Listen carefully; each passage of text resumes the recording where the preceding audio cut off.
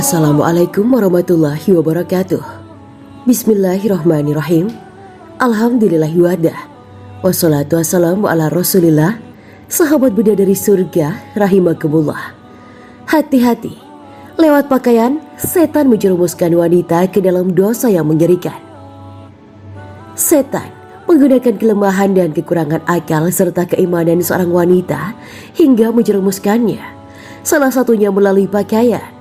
Dengan tipu dayanya, setan membonceng kepada sebagian wanita agar keluar rumah dalam keadaan yang memperlihatkan rambut kepalanya, lehernya, lekukan-lekukan tubuhnya, lengannya, betisnya, dan selainnya, serta menanggalkan sifat malunya. Dalam kitab Risalah Penting untuk Muslimah dijelaskan, sesungguhnya tipu daya setan di dalam perihal pakaian sudah lama.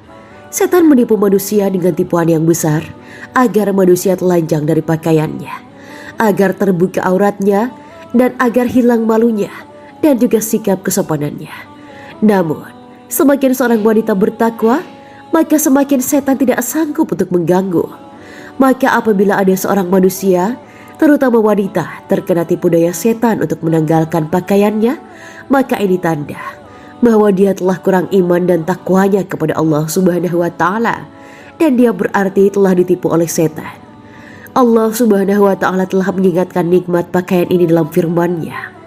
Wahai anak Adam, jangan sekali-kali setan menyelewengkan kalian sebagaimana setan telah mengeluarkan nenek moyang kalian dari surga, yang mana setan melepaskan dari keduanya pakaian mereka berdua untuk memperlihatkan aurat mereka berdua. Sesungguhnya setan dan kabilahnya mampu melihat kalian dari arah yang kalian tidak sanggup melihatnya. Sesungguhnya kami jadikan setan sebagai penolong bagi orang-orang yang tidak beriman. Quran Surat Al-A'raf ayat 27. Pakaian adalah nikmat besar dari Allah Subhanahu wa Ta'ala. Dalam kitabnya, Syekh Abdul Razak memaparkan tentang nikmat pakaian bagi kaum muslimah ini. Allah menyebut nikmat pakaian ini dalam sejumlah nikmat-nikmat yang besar dalam surat An-Nahl yang dikenal oleh para ulama dengan surat An-Ni'am, nikmat-nikmat. Hal ini karena saking banyaknya apa yang Allah Subhanahu wa Ta'ala sebutkan di dalam surat An-Nahl tersebut berupa nikmat-nikmat yang Allah berikan kepada hamba-hambanya, yang mana di akhir surat An-Nahl Allah Subhanahu wa Ta'ala berfirman, dan Allah menjadikan bagi kalian rumah-rumahmu sebagai tempat tinggal, dan Dia menjadikan bagi kalian rumah-rumah dari kulit binatang ternak yang kalian merasa ringan membawanya di waktu kamu berjalan dan waktu kamu bermukim, dan dijadikannya pula dari bulu domba, bulu unta, dan bulu kambing, alat-alat rumah tangga dan perhiasan yang kamu pakai sampai waktu tertentu. Quran Surat An-Nahl ayat 80.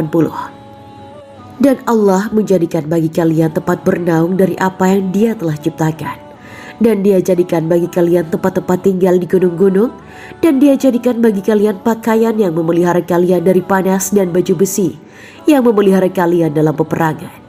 Demikianlah Allah menyempurnakan nikmat-Nya atas kalian agar kalian berserah diri kepadanya. Quran Surat An-Nahl ayat 81. Jika mereka tetap berpaling, maka sesungguhnya kewajiban yang dibebankan atasmu wahai Muhammad hanyalah menyampaikan amanat Allah dengan jelas. Quran Surat An-Nahl ayat 82.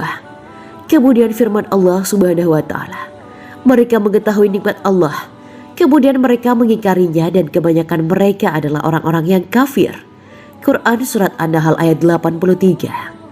Ayat ini memberikan pelajaran kepada kita bahwa Allah Subhanahu wa Ta'ala menjelaskan nikmat-nikmat-Nya atas hamba-hambanya, yaitu menjadikan bagi mereka pakaian atau yang semisalnya yang terbuat dari kain katun atau yang terbuat dari bulu-bulu domba, yang dengannya menahan rasa panas dan rasa dingin, dan yang dengannya seseorang berpenampilan yang baik, dan dengannya seseorang menutup auratnya. Jadi intinya di sini bahwa pakaian itu nikmat Allah Subhanahu wa Ta'ala. Maka tidak diragukan lagi bahwa pakaian adalah nikmat agung dan pemberian yang besar dari Allah Subhanahu wa Ta'ala. Wajib atas hamba Allah yang beriman untuk menegakkan kesyukuran atas nikmat pakaian ini, dan hendaklah dia menggunakan pakaian tersebut dalam ketaatan kepada Allah Subhanahu wa Ta'ala dan menggapai ridho Allah Subhanahu wa Ta'ala serta hal apa saja yang mendekatkan kepadanya. Kemudian hendaklah seorang muslim dan muslimah menjauhi sebenar-benar penjauhan dari menyelisihi perintah Allah Subhanahu wa taala dalam perkara pakaian, baik itu dalam sifatnya, macamnya, syarat-syaratnya, batasan-batasannya, adab-adabnya yang telah ditentukan oleh syariat. Wallahu a'lam bishawab. Wassalamualaikum warahmatullahi wabarakatuh.